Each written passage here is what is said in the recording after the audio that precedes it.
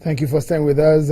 Is this Sunday? Yeah, in Sunday Politics on Channels Television. We're looking at the major political issues in the land. Mr. Femi Adesina, the spokesperson of President Muhammadu Buhari, has been talking to us on the state of the nation. We're talking about the direction of the economic policies of President Muhammadu Buhari. And one we wonder that after that retreat, President Professor Wole Soyinka, the Nobel laureate, asked for an economic summit. A few days after, there was an announcement of an economic retreat. Would you say that that retreat was fruitful at the end of the day? No, I'll just like to correct the sequence that you just went through. Professor Soyinka asked for an economic summit, but what happened was not what he asked for.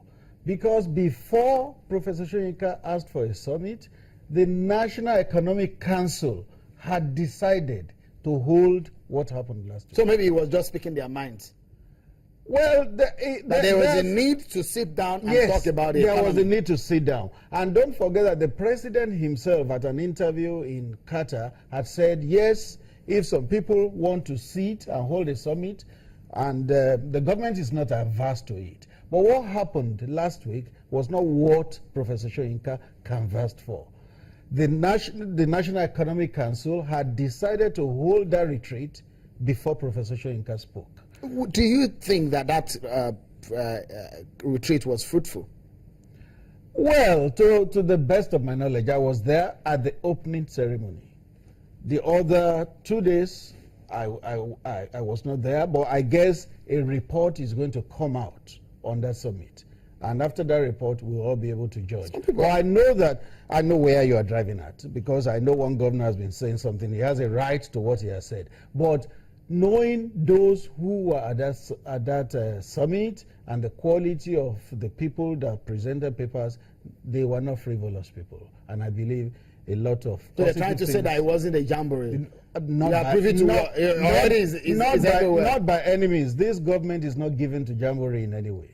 How much was spent for that retreat? I do not know. I had one ridiculous amount that somebody mentioned. Let him justify it. The person who 250 million have been spent on that. The person who alleged that that amount was spent should justify it. It may as well be 1 billion. He may have mentioned any figure, but let him justify it. Very interesting. But again, we understand that the budget has been passed by the National Assembly and in a couple of days. First and foremost, has the president received that budget? The one passed at the National Assembly? You need to know the process. When the National Assembly passes a budget, which was done on Thursday, a clean copy will then be communicated to the presidency. Of course, if the presidency had sent a budget which was reduced by 17 billion, you would need to study it to see the things that were taken out.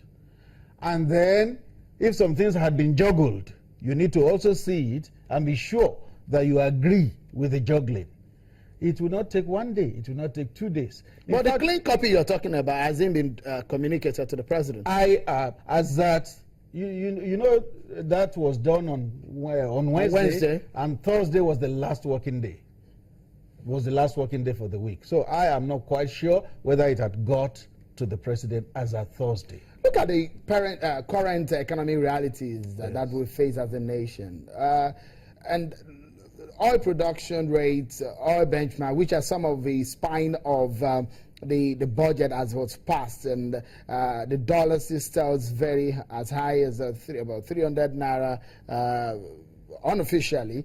But if you look at what we have on the ground, do you think that the president is not losing the steam from the perspective of an average Nigerian on the street?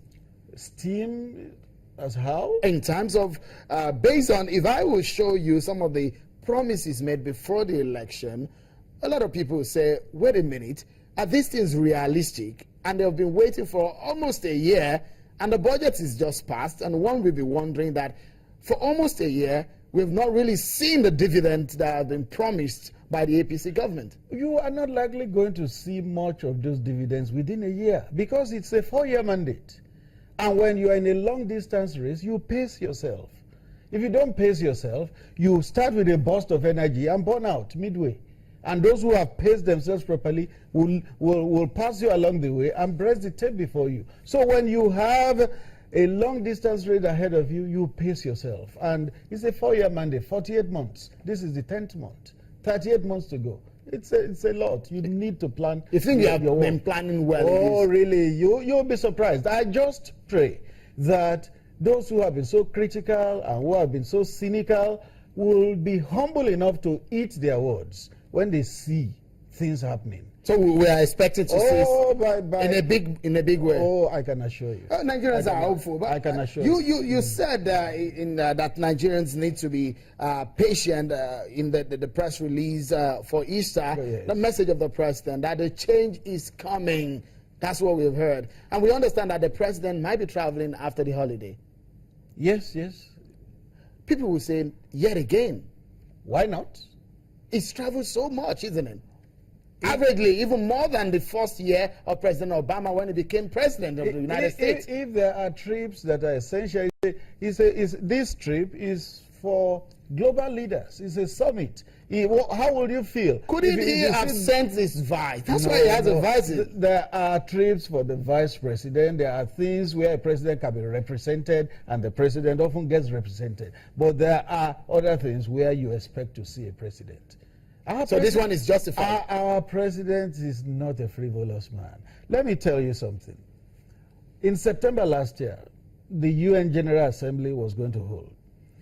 On Salah Day, the president was in Katsina. He prayed in the morning, they slaughtered the ram. By 2 p.m. on that same day, the president took off for New York. Now, would he not have loved to stay with his family for Salah? But that is the sacrifice the man is making for the country. Nigerians are, I guess, they are patient and they're waiting to see the dividend and some of the promises that have been made. Many thanks, Mr. Femi Adesina. The dividends will come. But what I hope and pray is that when they do come, these people who are so critical will be humble enough to say we were wrong and say, sorry, President Buhari, you got it right. We were the ones that You think wrong. President Buhari will run into 2019? It's his decision. Thank you so much. Well, that's our show for today. Many thanks for being such a great company. Mr. Femi Adesina has been talking to us as the spokesperson of President Muhammadu Buhari. Many thanks. Till next time. Bye for now.